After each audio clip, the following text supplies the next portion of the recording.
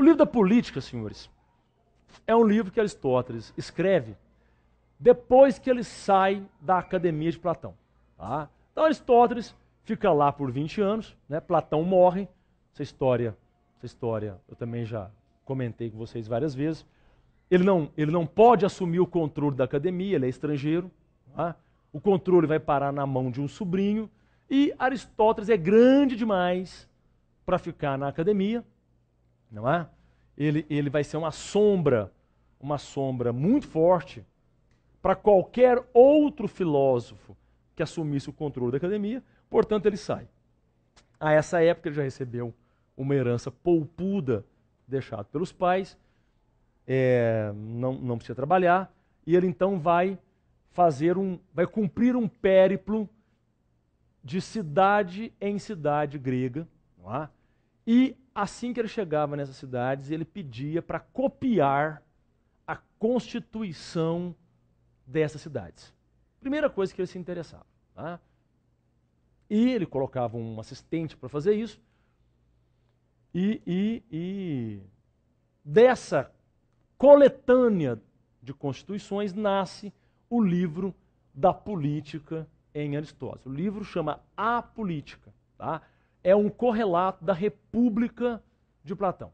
Na política você tem os mesmos temas. O que fazer para governar bem. O que fazer para que o governo da cidade seja o melhor governo possível. Tá? Senhores, só sobrou-nos a Constituição de Atenas. Tá? O restante das constituições perderam.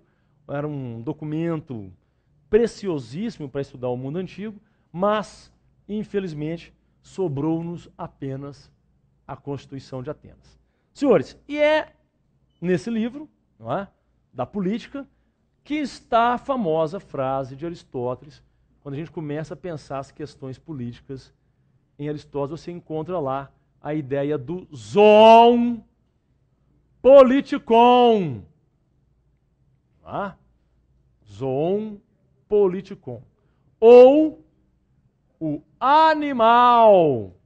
Está muito alto aí, companheiro? Está muito alto? Ah, eu tenho esses. Depois você faz uma edição aí. Você só não edita para mim, por favor, né, o meu comentário. Tô brincando, pode editar depois, senão os meninos vão ficar fazendo troça, não é? De vocês, não é? Já vai dizer que eu estou colaborando com esse tipo de coisa que eu abomino é fazer piada com aluno, não é? Longe de mim, tal coisa, não é? E no final não se esqueçam de me lembrar de contar a história de Dona Vitória e o reencontro com a sua família em Campos do Jordão, que foi algo que me emociona muito quando eu lembro, não é? Nós vamos escrever essa carta e mandar para o Gugu. O Gugu vai dramatizar isso, não é? Nós vamos reviver esses momentos. Senhores, o que é o homem segundo o pensamento aristotélico, quando ele tem que pensar as questões coletivas? Não é? Lembrando aqui, meninos, né? Vamos fazer essa lembrança rápida, que político aqui é o morador da polis, tá bem? É sempre bom a gente, mesmo a gente que lê esses negócios, às vezes está atento, de vez em quando a gente lê a palavra político e logo já imagina a política partidária, logo imagina o exercício do poder político na sua feição moderna, não é? Aqui não. Politikon é o sujeito que mora na polis. Não é isso? Então, para Aristóteles, o homem é um animal político porque faz parte, isso aqui é muito importante, faz parte da sua natureza. Tá? Faz parte da nossa natureza a vida coletiva. Sem ela, nós seríamos o pior dos animais. O pior dos animais. Por quê? Porque o homem abriria mão da racionalidade, abriria mão de ser um sujeito equilibrado e centrado, ficaria somente na sua versão selvagem, agressiva, não é? Mas teria consciência daquilo que está fazendo. Então veja, sem o politicon, só zoon, só animal, o homem seria consciente dos atos atrozes que pratica. Percebe? É o nosso politicon que tira de nós o lado selvagem. O professor Rubem Alves deu aula na Unicamp há muito tempo, está muito velhinho, teve um grupo que foi vê-lo o ano passado, o ano atrasado, lá no SESI Minas, não sei se alguém aqui foi lá assistir, ele está bem velhinho, né? O Rubem Alves tem uma frase muito legal para falar desse momento aqui. Ele diz assim, olha, segundo Aristóteles, é a vida coletiva que nos amansa. Olha o termo que ele usa. Tá? Nós nos tornamos mais brandos, nos tornamos mais humanizados com a vida coletiva. Aquela história do sábio no alto da montanha, sozinho, isolado do mundo. Tá? Eu tenho que me isolar para não me deixar contaminar pela podridão humana, uma coisa que Heráclito acabou fazendo. Tá? Essa ideia ela é a antítese do pensamento político de Aristóteles. Não, você se torna sábio na medida que você é capaz de conviver aqui, na polis, na vida pública. E aqui, obviamente, saber como se vive. Então, por isso que não se pode, em hipótese alguma, separar o conceito de politicon do conceito de ethos, que é o que vai dar ética. É aqui, na vida coletiva, que eu exerço o meu melhor ethos, a minha melhor versão. Senhores, não costuma trazer no vestibular, não, mas só para vocês entenderem. Os gregos que moravam na cidade perseguiam o Kalós e o Agathós. Kalós é o belo, Agathós é o bom. Caligrafia. Caligrafia. A bela escrita. Não é? Calípolis, a cidade que Platão dizia lá na República.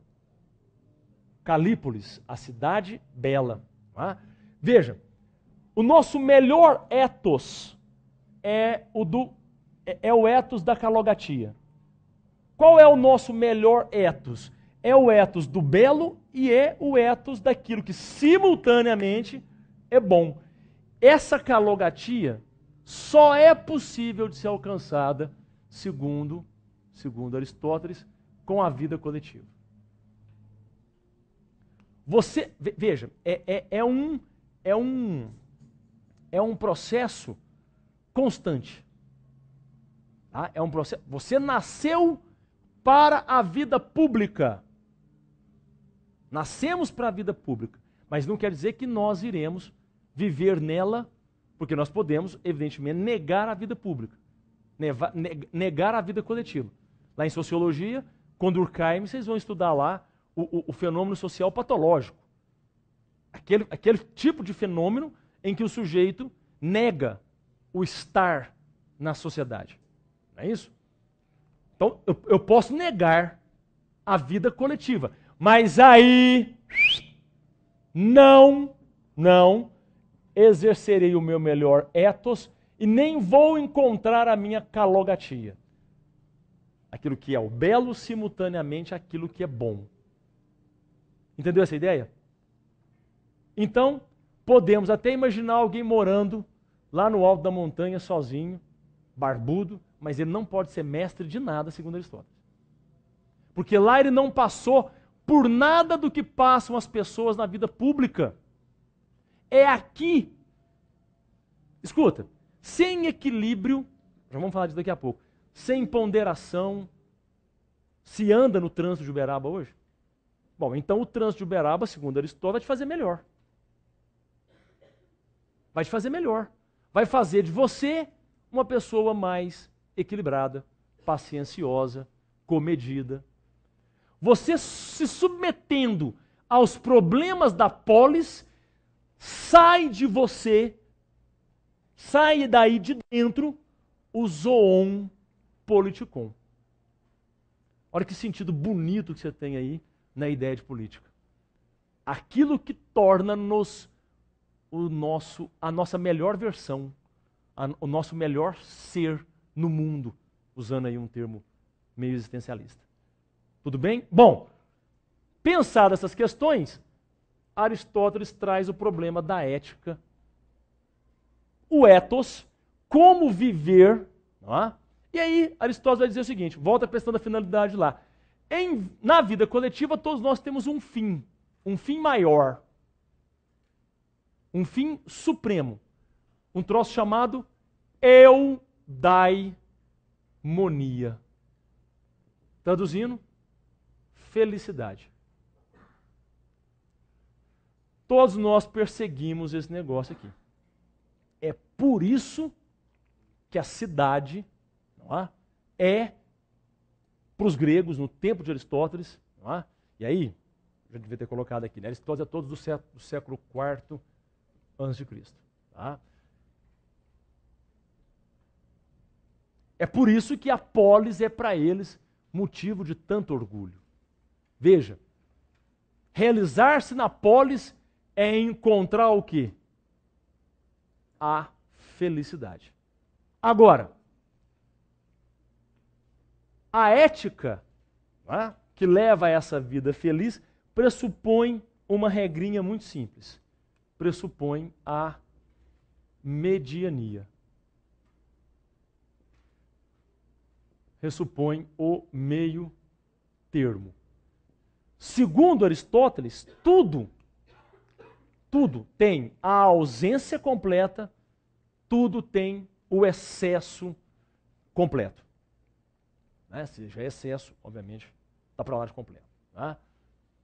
E você deve optar, portanto, sempre pelo equilíbrio. Essas ideias, senhores, estão lá na ética a Nicômaco.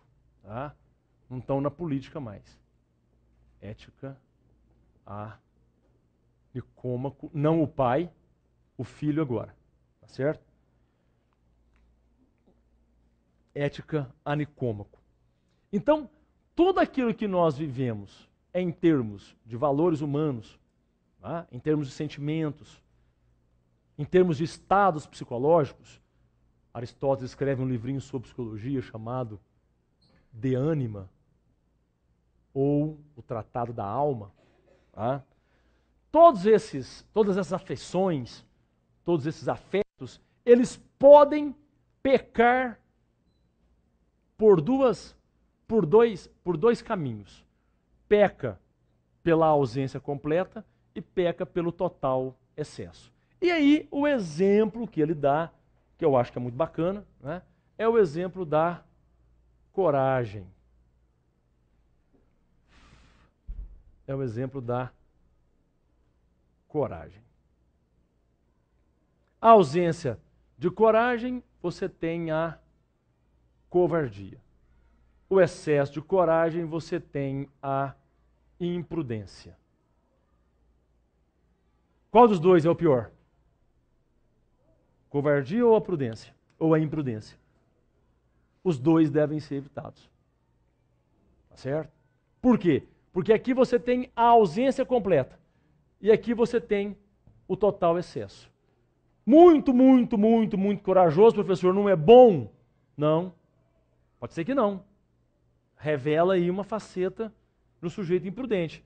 Alguém que não tem coragem nunca vai ser o covarde. Então veja, a ética e a política em Aristóteles visando a participação pública, dizendo que é na participação pública que o homem se realiza, não é isso?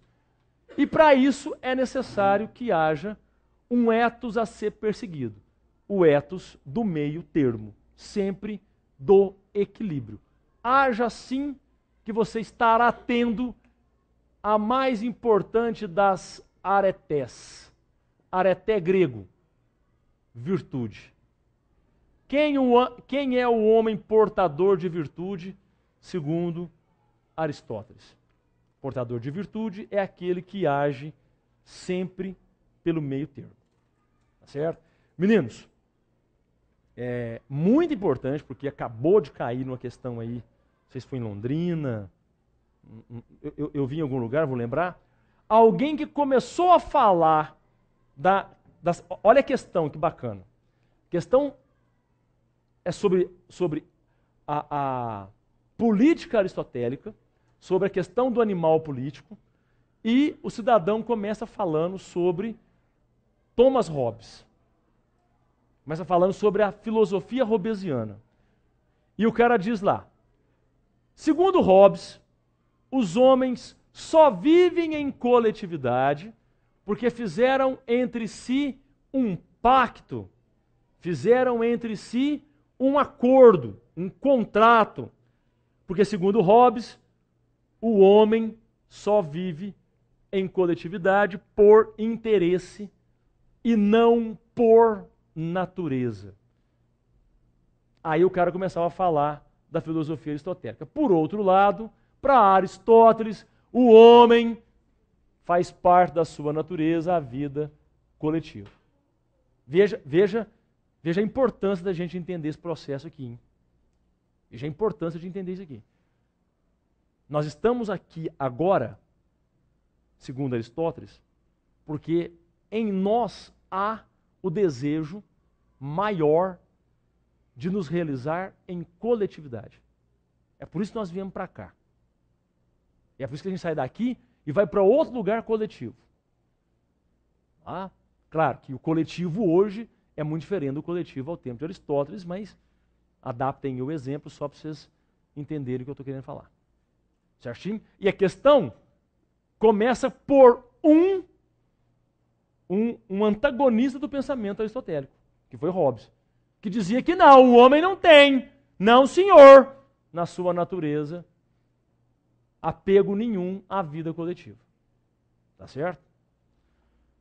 Bom, e aí a gente mata falando um pouquinho da lógica aristotélica. Senhores, e para a gente falar, aliás, permita-me, na verdade, o que eu quero lembrá-los é sobre o silogismo aristotélico. Tá? Lembrá-los. Não é sobre a lógica aristotélica propriamente dita, não. Tá? Vamos filtrar um pouco para a gente ir no âmago, não é? Da questão. Isso. Lembra que no início eu dizia assim, olha, Aristóteles, para não depender das ideias platônicas referentes ao mundo suprassensível, e para fazer valer, claro, a teoria da observação, Aristóteles vai ter que propor um novo método.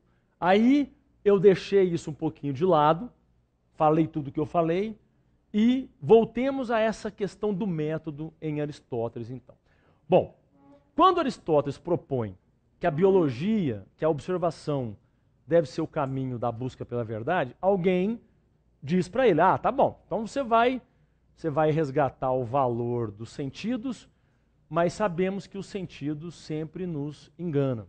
Pode nos enganar não aqui, não ali, mas vez ou outra engana. Não é? E se você não quer ser enganado, como usar bem os sentidos, como usar bem o método da observação?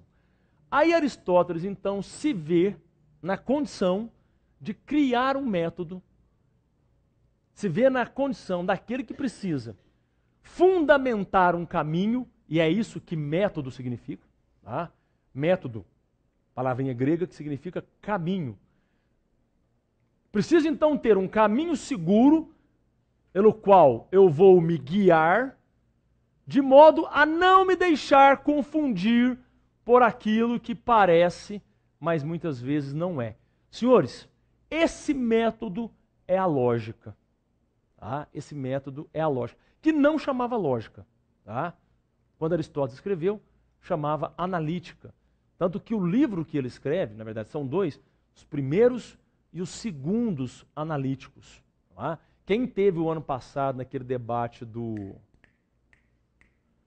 O Grande Desafio, foi o ano passado que nós fizemos? Passou o filme, não sei se todo mundo, se alguém aqui teve lá. Passamos um filme, e depois vários professores falaram um pouquinho sobre o filme, e eu apresentei um pouco a história da lógica aristotélica. Né?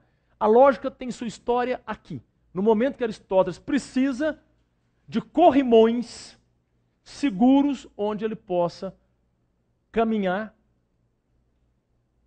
firmemente, sem deixar que o mundo sensível, né, pudesse enganá-lo. Certo? Então ele escreve 2 livros, que depois é organizado num livro chamado Organon, tá? E que depois, então, ganha o tradicional título de Lógica Aristotélica. Tá certo? Lógica Aristotélica se referindo ao conjunto dos estudos que Aristóteles fez sobre um método de investigação. E entre esses vários estudos está o estudo do silogismo. Silogismo, a definição dele é um encadeamento de ideias. Você faz um silogismo sempre que você encadeia uma ideia A a uma ideia B, com vistas a ter no final uma conclusão C.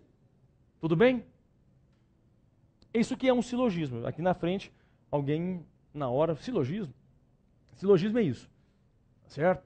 É você encadear ideias. Silogismos, eles podem ser falsos, eles podem ser verdadeiros, a gosto do cliente. Tem um e-mail que circula por aí, os alunos adoram mostrar esse e-mail para todo mundo, não sei o que é Deus, Deus é cego sou eu não sei o que, então eu sou Steve Wonder. Vira uma bagunça, isso é um silogismo. Claro que é um silogismo totalmente furado, né? Eu não lembro mais como é que era, mas tinha um monte deles lá, né? Circulavam um e-mail por aí, de vez em quando vocês têm como encontrar isso. Você pode encadear ideias e concluir por falsidades, é claro, não é? Mas o silogismo ao qual nós vamos nos referir aqui é o silogismo científico.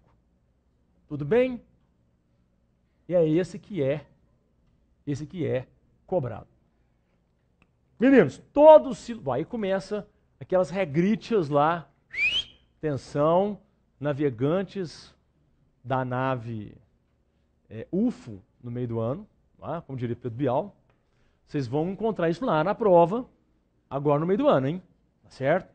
Então presta atenção. Algumas regrinhas. Todo silogismo é uma dedução. Todo silogismo é uma dedução. O que é uma dedução?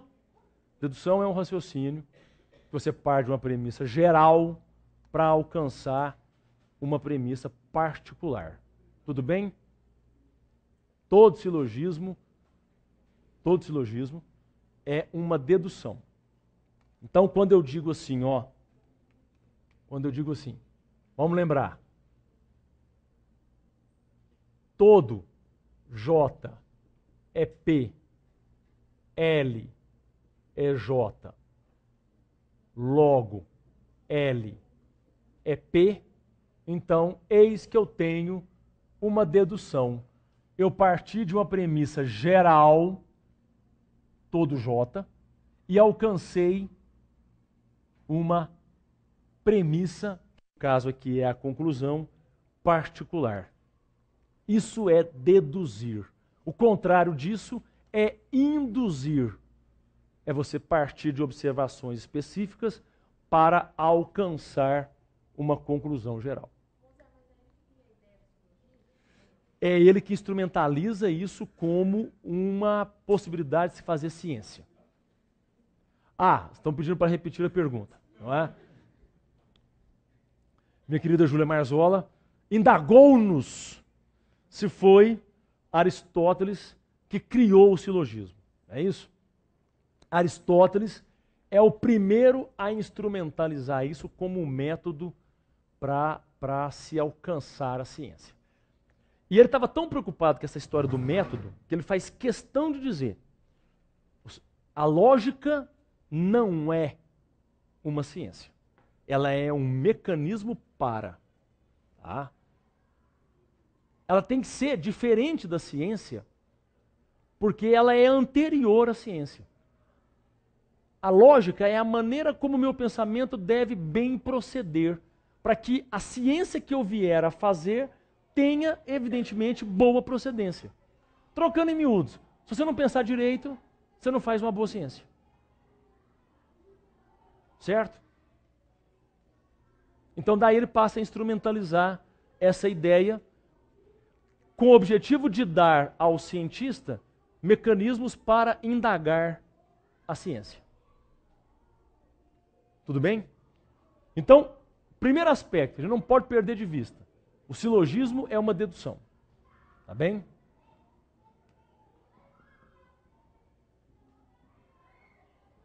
Todo silogismo é formado por duas premissas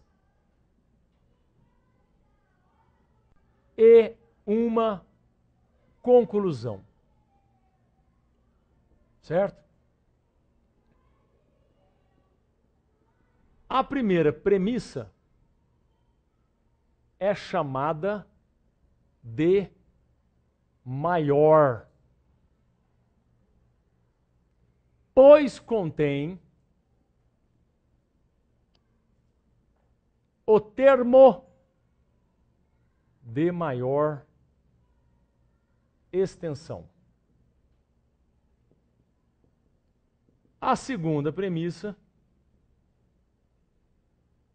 é chamada de menor, pois contém o termo de menor extensão.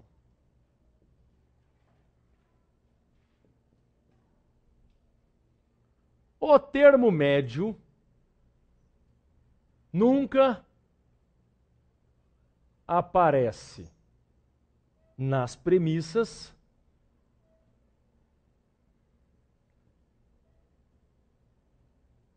nunca aparece na conclusão, perdão. Mas sempre vem nas premissas.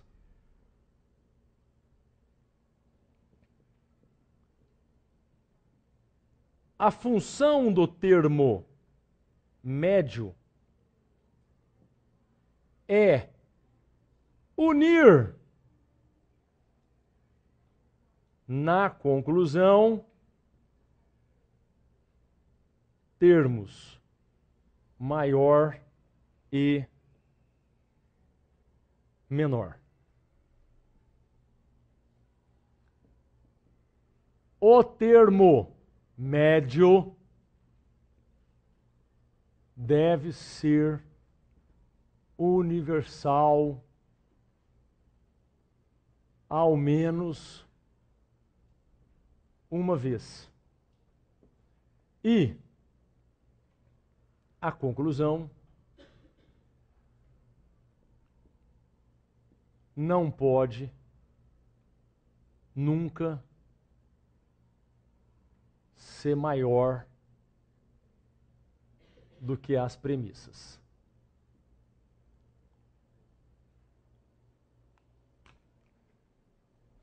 Ô, senhores, aquele velho conselho, hein?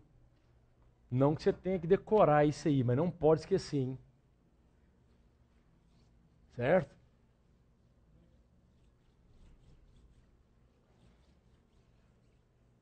O pessoal que não está acostumado a dar aula comigo está doido para me parabenizar pela letra, fica à vontade, viu?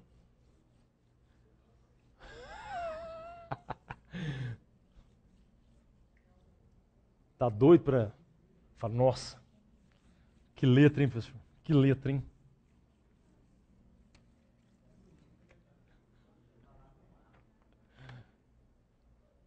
Até que anda bonitinha. Até que ela anda. Vamos dar exemplo aqui do mais famoso silogismo de todos os tempos, né? todo homem é mortal. Sócrates é homem. Logo, Sócrates é mortal. Certo? Tudo bem, senhores. Tem aqui uma dedução, não tem? É o mesmo modelo aqui, ó. Todo homem é mortal, Sócrates é homem, Sócrates é mortal. Então, primeira regra, silogismo, ok. Todo silogismo é uma dedução. A primeira premissa é chamada de premissa maior. Ela contém o termo de maior extensão. Mortal? Mortal é o termo maior? Isso. Na verdade, ela não fez uma pergunta, ela está fazendo um comentário, né? Mas eu vou assim mesmo externar para todos o comentário de Dona Letícia. Né? Letícia começou a falar sobre por que mortal é o termo de maior extensão. Porque mortal contém os outros dois termos. Ele é maior porque ele contém. Os outros dois estão dentro de mortal. Quais outros dois? Homem e Sócrates. Tá certo? Então, se você fizer uma comparação dos três termos, você verá que mortal é mais abrangente do que os outros dois. Ô, senhores, e aqui vai um truque, hein? Um macete aqui. Na hora que aparecer um silogismo para você, primeira coisa a fazer é identificar os termos. Tá? Normalmente, nos livros didáticos, né, trazem uma expressãozinha que ajuda muito, que é assim: mortal é o termo extremo maior. Ele está na extremidade da premissa maior. Tá certo? Enquanto o menor está na extremidade da premissa menor. Lá na extremidade, Sócrates, termo menor. Tá bem? E por isso, se ele é o termo menor, ele batiza essa premissa de premissa menor. Ok? Eis aqui, portanto, aqui eu tenho o termo maior e aqui eu tenho o termo menor. Por duas premissas, uma conclusão está lá, primeira, a segunda. O termo médio sempre aparece nas premissas, mas nunca aparece na conclusão. Por que homem é médio? Por esse raciocínio que eu estou desenvolvendo. Por que ele é médio? Porque ele é menor do que mortal, entretanto, ele é maior que Sócrates. E por que Sócrates é o menor? Porque Sócrates é o único termo aqui que não contém nenhum. Está contido por todos. Beleza? O termo médio nunca aparece, mas aparece, não aparece na conclusão, ele não está aqui, e ele aparece sempre aqui nas premissas. A função do termo médio é unir na conclusão termos maior e menor. Olha a conclusão aqui. Você tem o termo maior que estava aqui, desceu para cá, e o termo menor que estava aqui, desceu para cá. Então a conclusão nada mais é do que a união dos termos menor e termo maior. Beleza? O termo médio deve ser universal ao menos uma vez. Onde que ele é universal? Na premissa de cima, todo homem. Se ele não for universal, ele pode ser particular. Alguns homens. Se eu tenho que alguns homens são mortais e Sócrates é homem, qual a minha conclusão?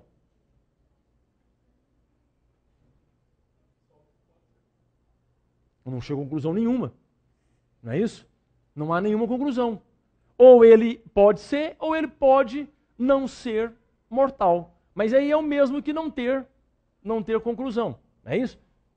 Então, para que haja uma conclusão intelectível, é necessário que o termo médio seja universal aqui na primeira premissa. Tá certo? E a última regrinha, a conclusão não pode nunca, me ficou feio, hein? A conclusão não pode ser nunca maior, tá bom, do que as premissas.